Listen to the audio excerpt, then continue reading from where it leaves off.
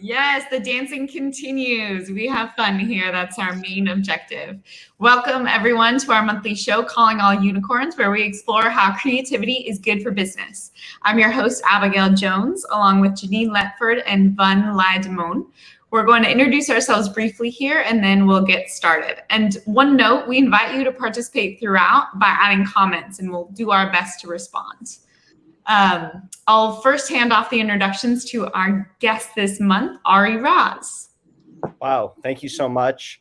Thank you, Abigail, Janine, and Von. I'm so blessed to be here and so excited to be here. So my name is Ari Raz. I'm the CEO of a brand called the Coconut Cult. It's a non-dairy probiotic yogurt brand based in San Luis Obispo, California. Prior to becoming the CEO of this company, which was about a year and a month ago. Actually, I started last year on August 1st. I co-founded and was the president of a brand called Once Upon a Farm, a brand which I co-founded back in 2015 and grew to tremendous results, which allowed me to step away, to be honest, to join this brand last year. So happy to talk about everything I've learned along the way in this journey of entrepreneurship and consumer packaged goods.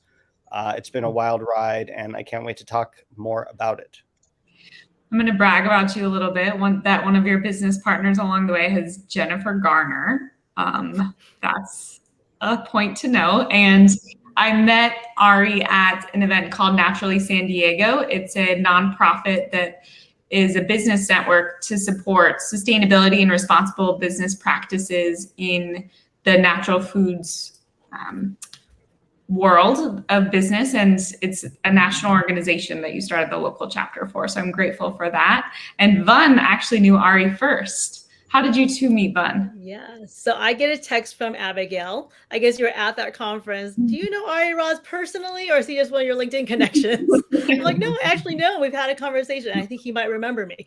so Ari and I met because I reached out to you, Ari, after hearing about you from Scott Rathke, a Navy SEAL, and then again from Eric Brown from Imperial Consulting, who we've had on this show. And we are all part of the network and the family and the tribe of the Honor Foundation. I know I've talked about the Honor Foundation on this show before. It's a nonprofit helping Special Force operators like Navy SEALs transition from military to civilian careers. And Ari, I believe you had spoken there?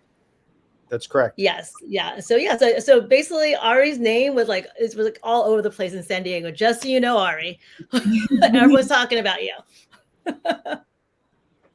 That's great. We'll give quick introductions here for folks who are joining us for the first time. My name's Abigail, and I'm a partner at Cairn Leadership Strategies, where we develop business leaders through gritty outdoor adventures. Vun, I'll hand it over to you. Hi, I'm Vun. I am the founder of WorkSmart, where we do team and leadership development all through creative integration, which means we do everything through creativity, play, and shared experiences. Awesome. And we love play. I'm Janine Letford, and I look at intercultural creativity, the intersection of cultural competence, which is needed for inclusion, and creative thinking, which is needed for value creation. Thank you, ladies. And this show, this forum, Calling All Unicorns, is all about highlighting people who are doing things differently, both in companies and in their communities. So Ari, we'd love to hear from you. What are 3 pivotal moments that helped you to get to where you are today? And particularly interested in, where do you see the future of the brand Coconut Cult going? So thank you so much for that question. 3 pivotal moments that got me to where I am today. It's pretty simple, and I'm happy to elaborate on any of them.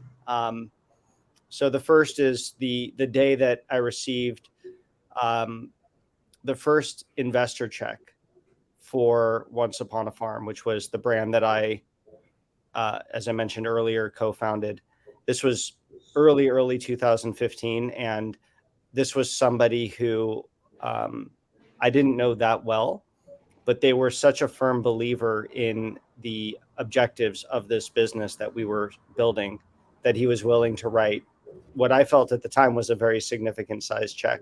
So like this big, one of those big. I wish it was. I wish it was like a mega size, like one of those things. It was a regular size check, and I think that essentially that really put into perspective how real this was becoming. Right? Oh my gosh, here's someone else's money. They've entrusted me with this money to build this business.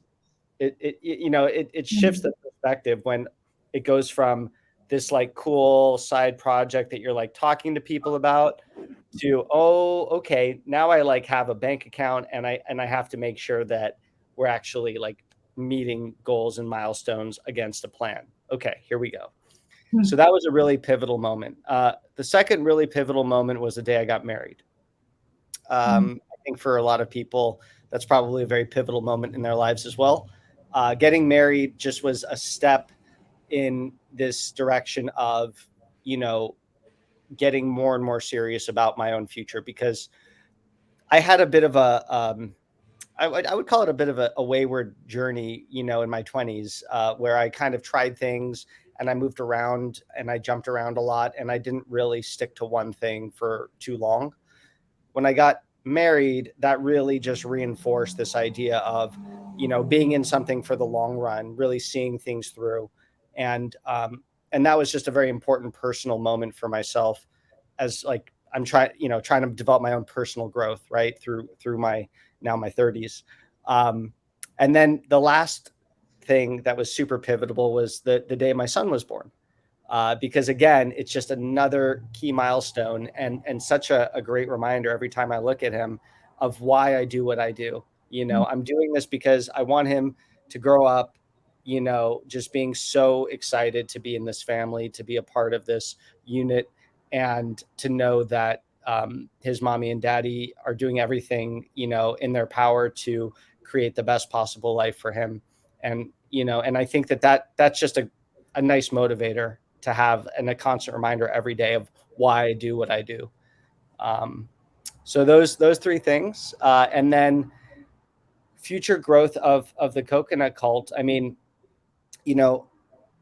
I'm really, really fortunate and excited to have this opportunity to go from being the president of a brand that when I left it was on its way to doing $60 million in sales in 2021, when, in 2017, we did about $1 million, right? So to sit through and be the president of a company that's gone through that kind of growth in such a short period of time really taught me a lot about what it takes to grow a CPG brand in this industry.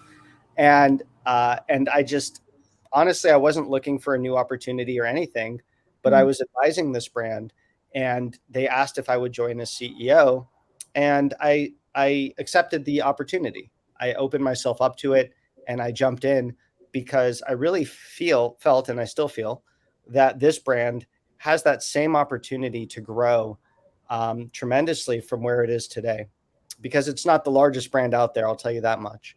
But I believe that we have the potential and the opportunity to become a much larger brand moving forward. So that all begins really with, how do I think about building this brand, and how do I think about the future, and what really excites me about the potential of this brand? And here's the way I'll explain it to you. Today, we make a very premium priced yogurt that is out of, in terms of price per ounce, right? It's probably the most expensive yogurt in the non-dairy section on shelf today. And what I'm really excited about is, how do we take this super premium yogurt that people are buying more as a probiotic supplement even than a yogurt, because it is so heavily probiotic, and how do we take this great brand and great product line and scale it to a level where we can sell it at a more accessible price point in a smaller container for everyday use, and really reach a lot more people without having to dilute the quality of the products, our commitment to clean label, not using so many ingredients that most of our competitors use, and also still making a product that is, the most probiotic, has the highest quality strains of probiotics and the most CFUs of probiotics out of any brand on the shelf. That's something that we've developed, and we're launching it nationally with a big retailer at the end of this year. And that's like step one of a multi-step process. But I think that this is a brand that a lot of people aren't going to know or have never heard of, but they're going to all of a sudden start seeing it pop up all over the place. And I'm really excited about that. I'm excited to introduce this brand to so many more people. Mm-hmm. That's awesome. Awesome. You know, we are big on creativity here. And first of all, I just realized you are a Bruin as well. We may have walked past each other because I graduated wow, in that's so cool. 2002 and you got there Nice. in 2001. So I may have known you in my subconscious somewhere. I don't know, but go Bruins.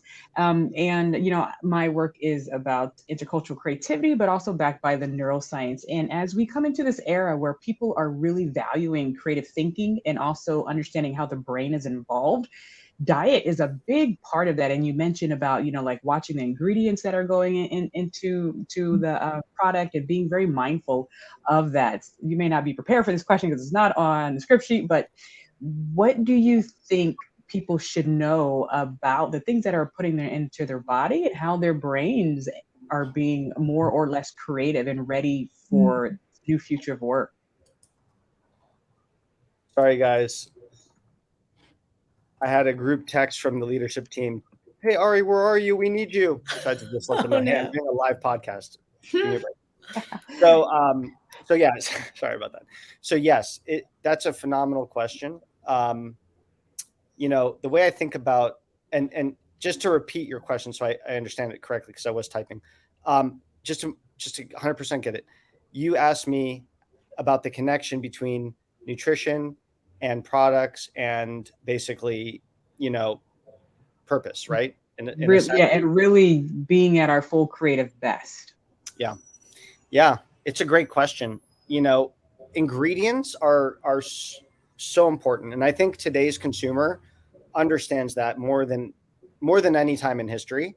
And I think that as we continue down the road of like learning more and becoming more aware of how food impacts our body, right? Because we take prescription drugs and we don't take them, we take them mindfully, but maybe we don't take food, right, as mindfully as we would a prescription drug or a supplement, right?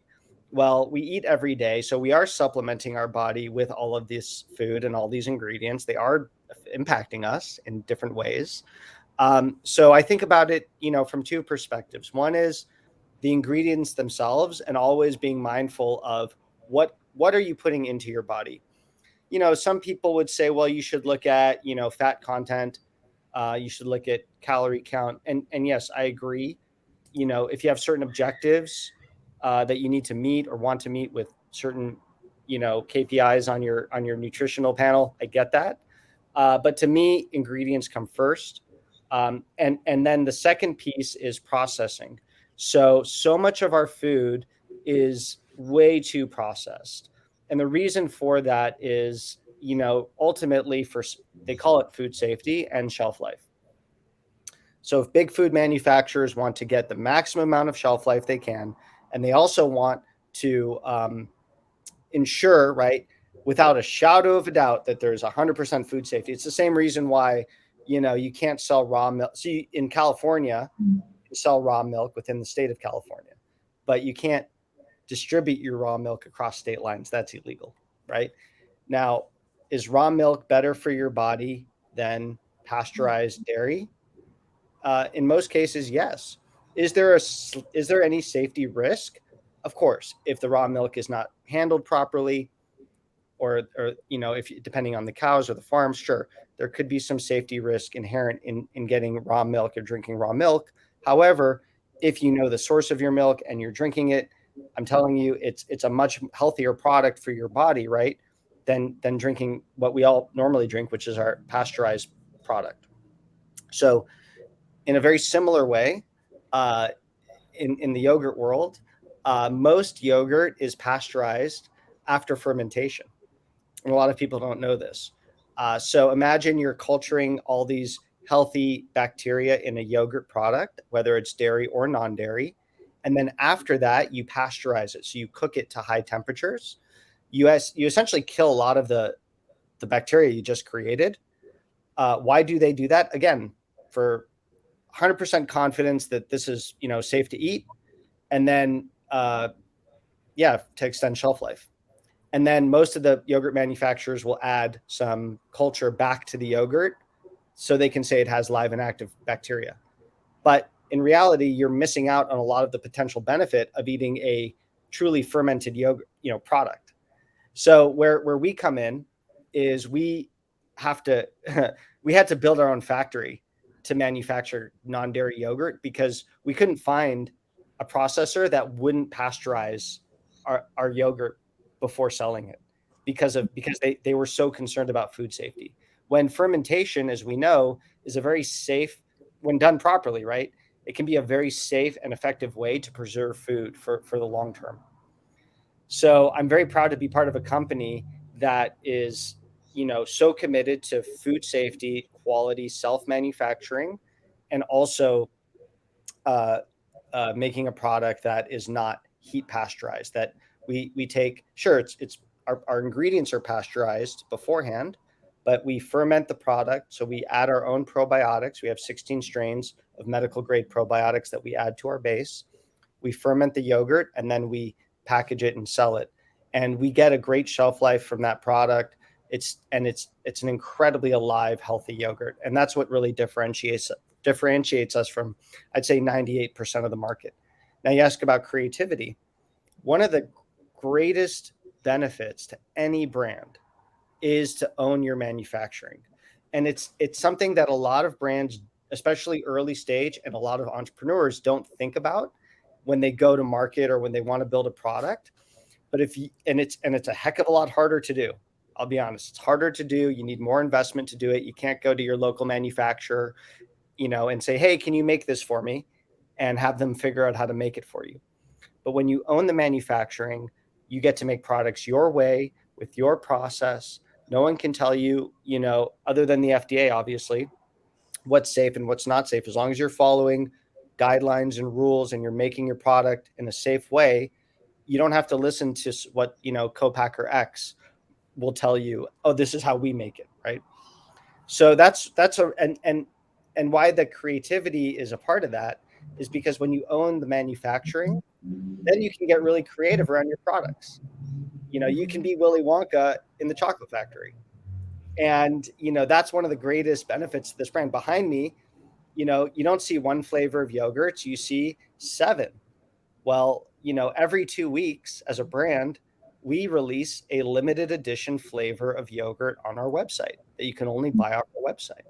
And people go crazy for those flavors. They love it. It's a way to generate awareness, to generate brand loyalty and love, these limited edition launches. And it also gives us the ability to collaborate with brands that we find really kind of like collaborate with us in the same, like live with us in the same world, So when we find a brand where we really feel like, man, that brand is doing things right. We love their ingredients. We love how they talk to customers. We love their presence on shelf. We'll go to those brands and see if they want to collaborate. In some cases, brands will come to us. And we have a long history of like best in class brands that we've collaborated with the past, and we will continue to collaborate with in the future on a lot of cool products. That's great. This is what I love about this show is you have a script and it just takes on a life of its own, right? It's very creative. So Ari, as I hear you talk, this clearly is a mission-driven, purpose-driven venture for you, and you want to be profitable, right? You want to grow this business the same way you grew the last one you're at. And clearly, like everything that you're talking about, like this is so amazing because you're talking science, you're talking creativity, and it's all blended together. My question is around this idea of you are clearly very passionate about the creativity, the changes, the innovation, fast-paced, fail fast type of environment that you're creating there because you have to, right? As you're innovating, as you're growing. And in creativity, we have this term called creative chaos, right? This idea of whenever you try something new, there's going to be some chaos around that. And oftentimes people get into that chaos and they're just like, let's just make a U-turn and go back to where we were. So you clearly are not doing that. You push forward and into that chaos until you get to the other side where there's innovation. So as a CEO and being so passionate about what you do, how do you translate that passion and get everyone else on board with that? Like, what type of tools do you use to do that? That's a great question. Therapy. So, so the leadership team of the Coconut Cult signed up for co-founder conflict therapy, or co-founder therapy, in a sense. We worked with a woman who taught at Stanford, and or I think she still teaches at Stanford. But essentially, bringing someone on board that we could meet with on a regular basis to practice a variety of techniques and tools that would allow us to do just that, to thrive and create this business and build this business while remaining creative, while still having that chaos that every creative business kind of needs to have to thrive. So we want, like, when I think about, as CEO, right, when I think about how I operate as CEO, and what my objectives and what my mission is and how I lead this team, is I really take a big picture look at, my chessboard, right? And I think about all the players on my team and all the pieces that make up the totality of this company. And I realize how every person and every voice throughout the business, whether you're on the leadership team or whether you're, in our warehouse packing direct to consumer orders, like, it doesn't matter, right? Everyone's going to have their perspective and their ideas. And it's very important to bring all those perspectives and ideas up top to the LT. So, and on the LT, on the leadership team, right, we operate as a hive mind. I don't tell them this is what we do, right? I set objectives. I set the goalposts. I say, guys, here's what we need to hit this year. Here's our objectives. I need really excellent thinking and ways to hit those objectives. And those objectives could be sales goals related. They could be portfolio expansion related. I need I want these new products created. I want this thing done. Like, we set some certain priorities, right? But in terms of how we actually execute against those objectives, that all happens collectively. I don't make decisions in a vacuum. Nobody on our team makes decisions in a vacuum. We listen to every single person's perspective. We give it space and time. And one of the reasons why we went through this therapy practice was really to learn, I think, the most important tool, which is listening skills. How can you become a better listener? When someone's talking to you, what's the first thing you should do? When somebody says something to you and it's an idea or a direction, don't judge it. Don't think, oh, that's stupid, or, oh, we can't do that, or, oh, don't get caught up in that. Don't even go there, right? Because that's somebody on your team. That's somebody that you put your trust in. You hired them. They're there for a reason, right? If they give you an idea or a direction, don't dismiss it outright. If you don't, whatever you think or whatever your first inclination is, the best thing you can possibly do is repeat back to them the thing that they told you, and repeat it without having any judgment, any conception of what they're saying. Just repeat it as close to word for word as you can, and let it kind of sit there, and make sure that that person has felt heard. And once that person has felt heard and acknowledges that you repeated what they said, as a group, and that pause, by the way, and that listening sort of tool stops you, right, from it kind of gives you that space to not want to judge it immediately, to really, like, think about it and digest it fully. So once you repeat it, once that person has acknowledged that you've repeated it, it automatically sets the room up for a discussion that is more collaborative and creative than, a snap judgment would normally be.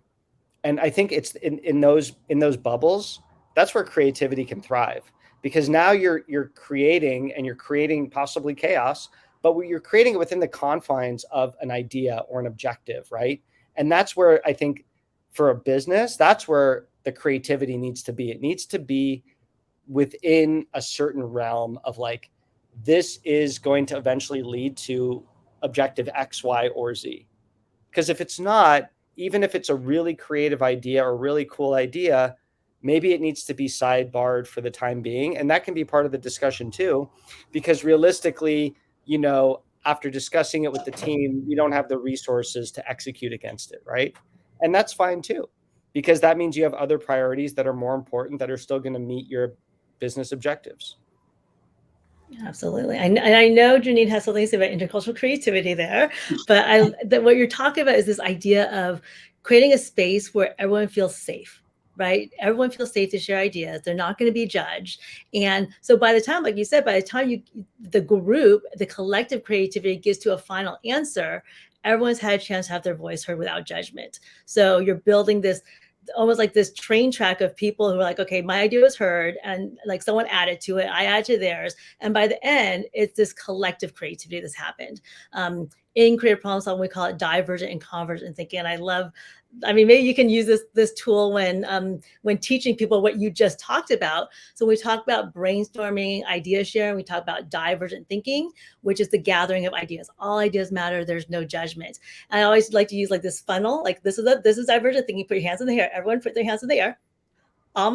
That's you guys too, Janine, Ari. Okay, divergent thinking. And then convergent, I know you can't really see. And then convergent thinking is this, right? Now we're going to bring those ideas together and talk about parameters, like what's in our budget, what's our timeline.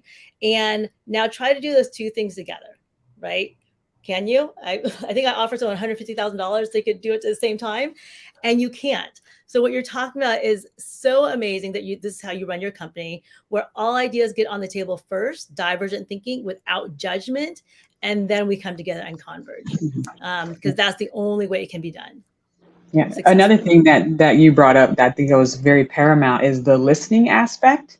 And so, I know Vaughn does this too, is like really employing the imagination. And, like when you look in the mirror, when you see yourself, you normally see like the surface, like, oh, my skin or everything. But do you see your internal qualities? Do you see your empathy? So listening to me is like the same thing between hearing and listening, as could I see the inner workings of their idea that they're sharing, right? What is the formation? So we use a lot of imaginative techniques of seeing their ideas that they're sharing in our imagination. So you can 360 around it, look at it in a different way. And then you have other perspectives when you're repeating it back to them. There's so many ways to just really layer your complexity of listening to really get the fullness of that idea. So thank you for sharing that. No, I love that idea of visualizing, a direction and a creative thought process. What we sometimes, I think, tend to do is overanalyze, right? And sometimes, right, it just makes more sense to not think about the metrics or the data, but really just try to see the forest before the trees, right? And to see how it fits into the big picture. One thing that I'm very fortunate to say about this brand is because we have such a strong social media presence and the ability to make these limited edition flavors in our own factory, we can essentially fail fast, try things. So there's a lot of creative ideas and directions that we can implement, we can execute against, without having to take really big bets.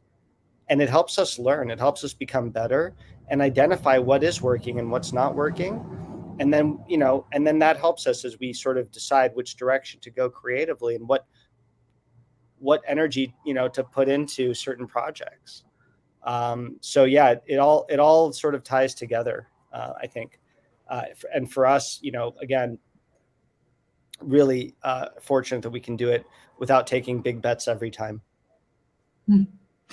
I just had a thought, a calling all unicorns flavor of coconut called yogurt. I love it. Let's market it. I have this. Can you see this? I choose to be a unicorn. I love it. Wow. This is from our last LT retreat, by the way. So not affiliated, but yeah. Oh, is Awesome. wow. this is how we feel too. So On the nose. This is more conversations to come. It's really great to have you here, Ari. And we'll each go around and say just one way you can get involved in what we have coming up next. And I'll end with you, Ari. One thing this conversation made me excited about is coaching conversations where you get to sit beside people, our coaches do, and really see the world and become thought partners. And we just added a leadership circle profile 360 feedback tool as a way to gain that self-awareness, and you're benchmarked against 10,000 other leaders in a snapshot view of your creative competencies and reactive tendencies. So we're excited to be now offering that leadership circle profile as part of our outdoor adventure package series. Vun, over to you, and then Janine, and we'll end with you, Ari. Well, I am pushing through my own creative chaos and finally creating that digital course I've been talking about forever. And it's specifically for women in leadership. There's going to be 4 courses. The first one is how to say what you really mean for conflict management and resolution. And if anyone out there is interested in learning more about it, you can just go to my website, worksmartadvantage.com, and sign up for our newsletter. I'll be announcing the launch of it in about a month or so here. Awesome. I love courses from Vaughn. I love learning from her. She's such a great teacher. I am also having a multifaceted, because our logo is the diamond, leadership series where we look at empathetic leadership and the neuroscience of building trust for leaders, because we are all about the brain here. And I just sent my manuscript to get formatted for my book for education, K-12, on the 7 gems of intercultural creativity, and looking to continue this work. And I have to say, one more exciting thing that's happened in my life is that I met Sean, the creative kid, Janine's son, 4 years old, who's a published author. And that was really exciting to meet him. Yes. I should have, yes. Oh, wow. And book 2's on its way, right, Janine? Wow. Yes, a book about the brain, my brain, my beautiful brain. So how does creativity support brain growth and all that other good stuff? And Ari, how can we support you? What's coming up next? Yeah, my two, I guess my 2 professional endeavors, these days, obviously, the Coconut Cult. So if you want to learn more about the brand, I encourage you to please follow us on LinkedIn, on Instagram. If you use TikTok, follow us there. Check out our content, engage with it, and look for us in store. We'll be launching nationally with a major reach. I mean, we are available in most states today. So you can always look at our store locator to see where to find our products. But we have a really exciting national launch scheduled for literally at the end of this year. So, and when those products roll out, please go to the store, try them out, and don't be afraid to let us know what you think, positive or negative. The other passion and thing I do is, as the founder of Naturally San Diego, we are building this incredible network of folks in the local. It's a lot of people think it's natural foods, but it's really just natural products. We have skincare brands. We have our Pitch Slam winner this year is a brand called Gear Hugger that makes a very clean version of WD-40 lubricant. I mean, it's, so we don't really, so I would say, regardless of what specific product line you're in, if you're in the natural products industry, if you're working on a brand or in a brand that is trying to push the envelope forward on sustainability, cleaner ingredients, organic, non-GMO, fair trade, any of those highfalutin certifications, we're here for you. So please connect with us. You can go to naturallysandiego.org to learn more. We have a very robust events page with a lot of things coming up every month. We have forums that, we produce monthly that tie to various specific functions within a company, from sales to operations to finance and HR. So just a lot of cool things on the board. And I'd love and encourage anybody in San Diego to get involved. And if you're in a different city, you can always go to naturallynetwork.org and see if there's an affiliate near you, because they, we do have affiliates all over the country, and more to come. Exciting. I posted that link, and I'm going to sign up for my membership and be at the Fall Fling. Oh, fantastic. Yes, Awesome. the coastal roots. We are deep in planning right now. Ah, wonderful. Well, thank you all for being here. Thank you especially, Ari, for joining us today. We're really grateful and honored that you joined us. I'm grateful and honored to be here with you amazing women. Thank you so much. It's an honor and a pleasure. And thank you. Thank you, everyone. See you next month. Thank you, Ari. Bye.